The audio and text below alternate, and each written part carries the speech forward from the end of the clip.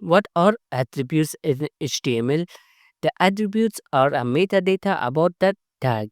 For example, in right now in the first tag, if I put my mouse and I want some more information about this, I cannot see. But if I type here title and write this is a paragraph, save. Now, if I move my mouse over this, as you can see, I get a pop-up on top of my tag which says this is a paragraph.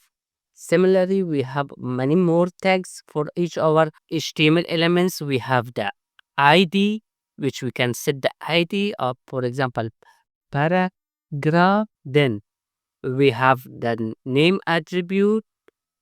We can give each tag a name, and also we have a class attribute for each of our tags. We can set them.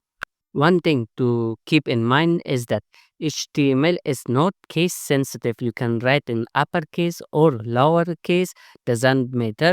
For example, in here I have this H1 tag. I can type it also as capital like H1 and save it. Now, as you guys can see, nothing changed here.